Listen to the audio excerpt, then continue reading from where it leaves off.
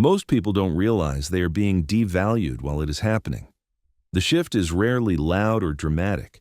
It shows up quietly in behavior. Replies become slower, shorter, and less thoughtful.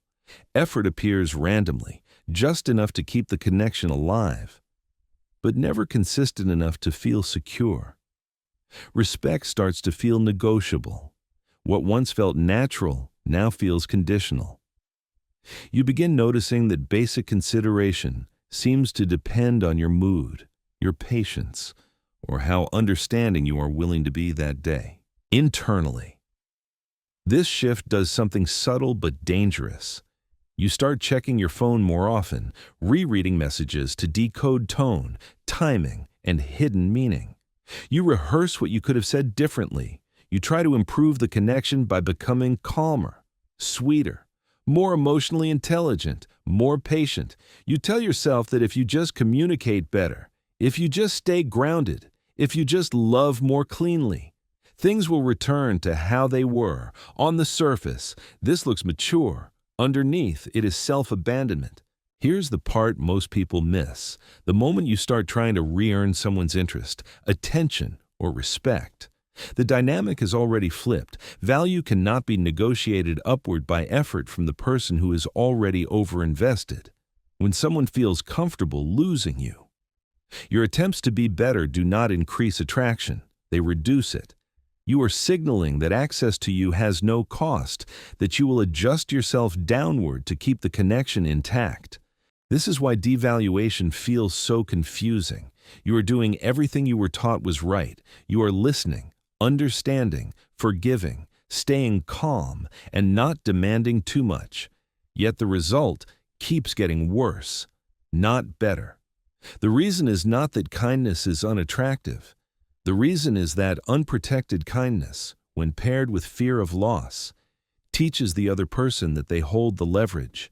At this stage, many people turn inward in the wrong way. Instead of questioning the dynamic, they question themselves. Am I asking for too much? Am I being insecure? Am I overreacting?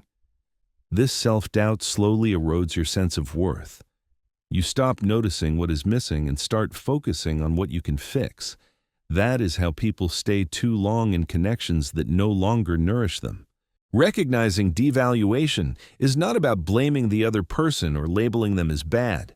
It is about seeing the pattern clearly, without emotional distortion, because until you recognize what is actually happening, every instinct you follow will push you deeper into the same losing position.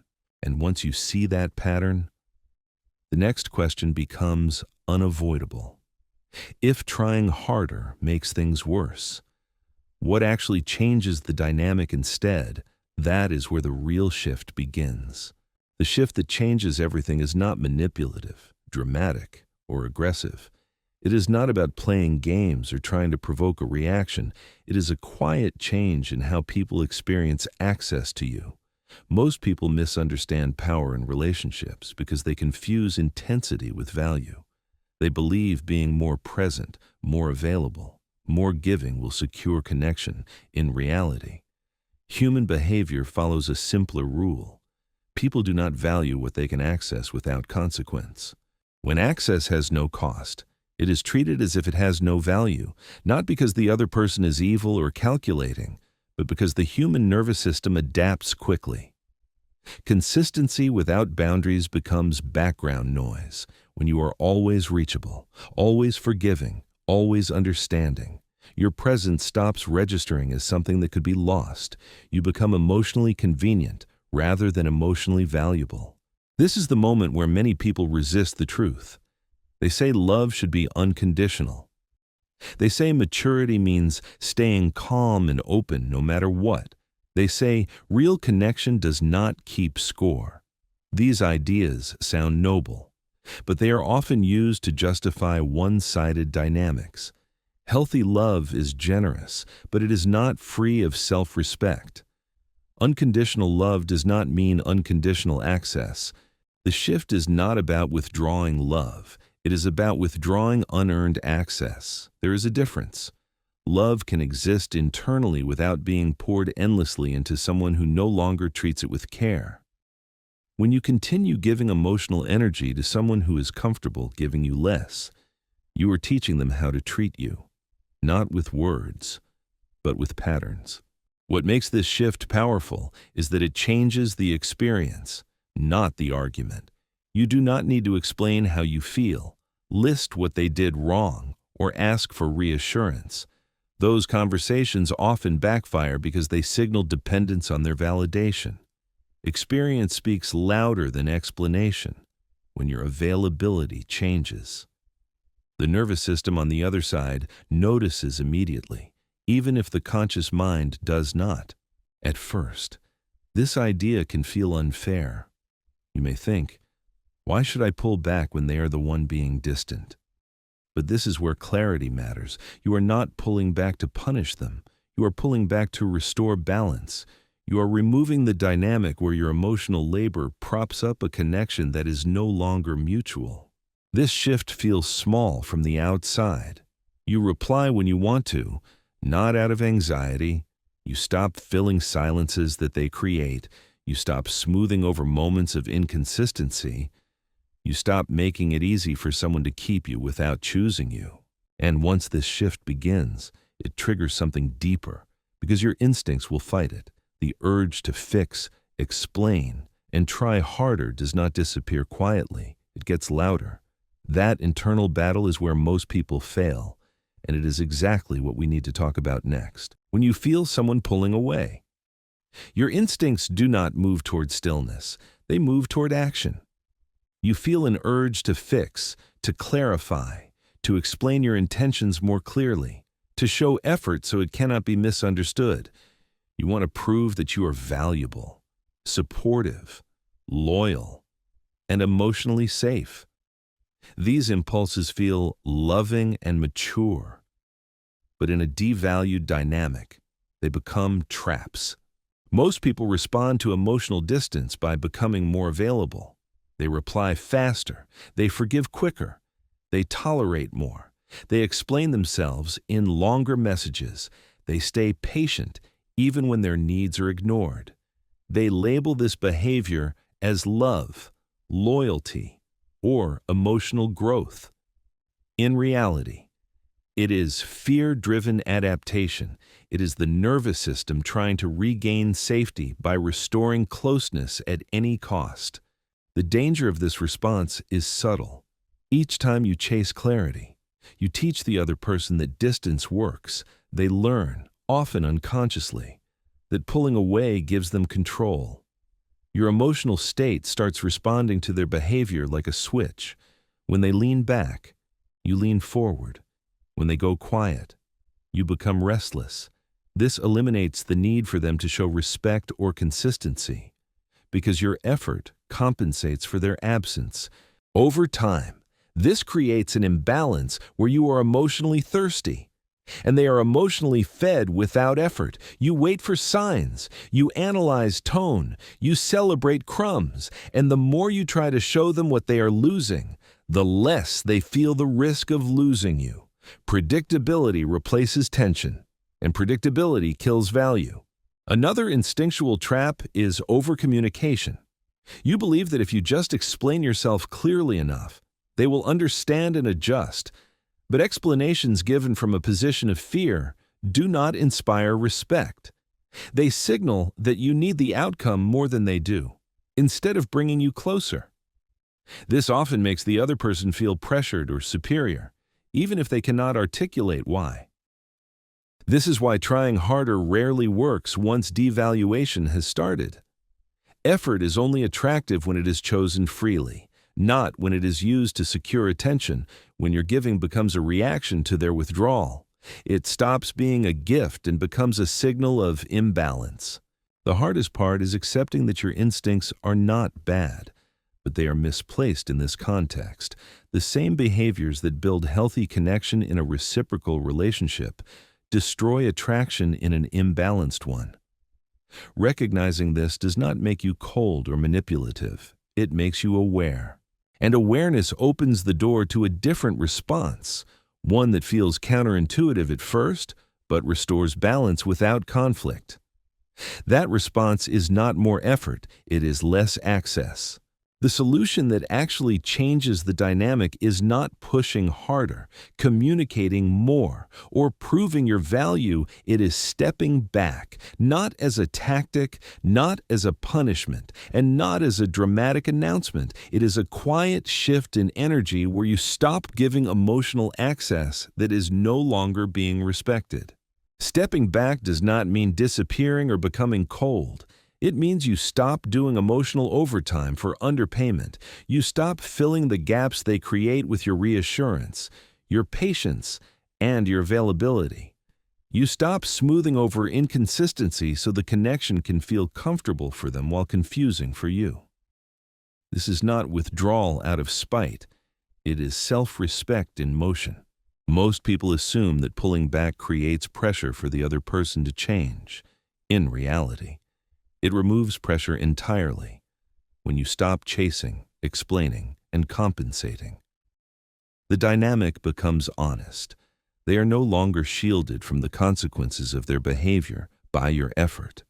Silence is allowed to be silence. Distance is allowed to be distance. And in that space, truth surfaces naturally. This shift is subtle but powerful.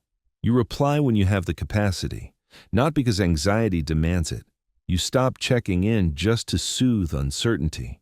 You stop making sure they are okay at the expense of ignoring how you feel. You let moments pass without correcting them. From the outside, nothing dramatic happens. From the inside, everything changes.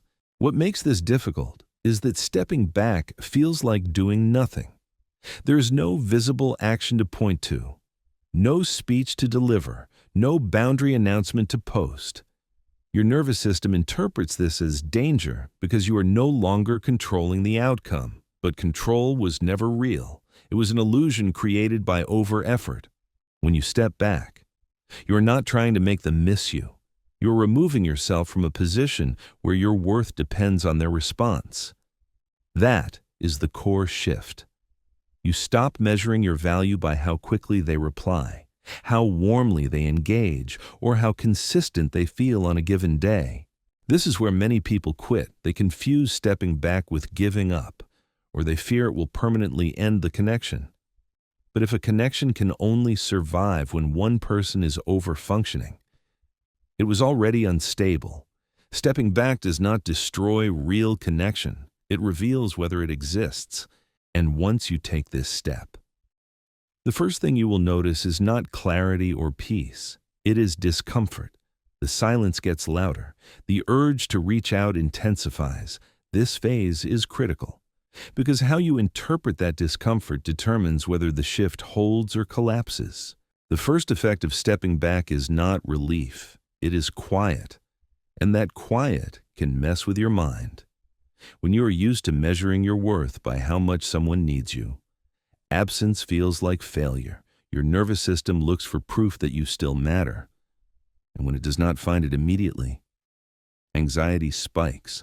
This is where withdrawal symptoms appear. You feel an itch to reach out just to check in.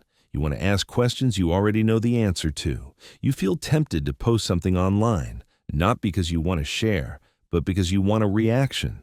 You replay conversations and imagine how a single message could restore closeness. These urges are not signs that you are making the wrong choice. They are signs that you are detoxing from validation. The critical failure point here is mislabeling discomfort as danger.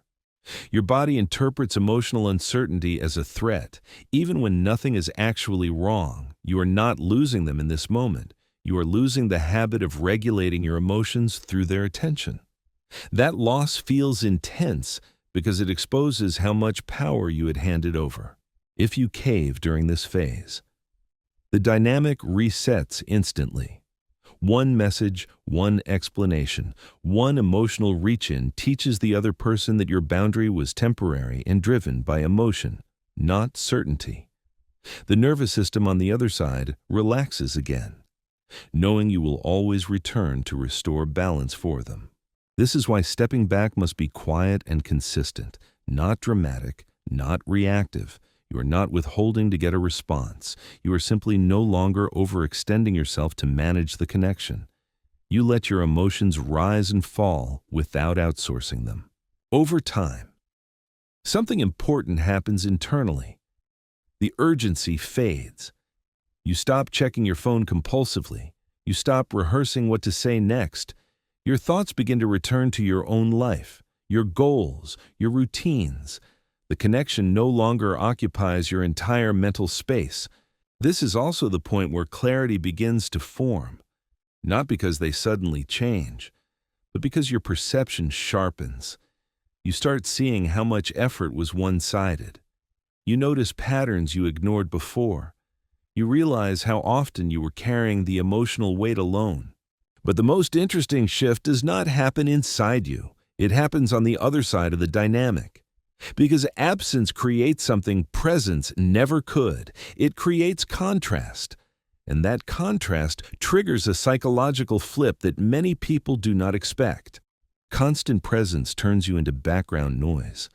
When someone knows you will always be there, always respond, always adjust, your energy becomes predictable. Predictability feels safe, but it does not feel valuable.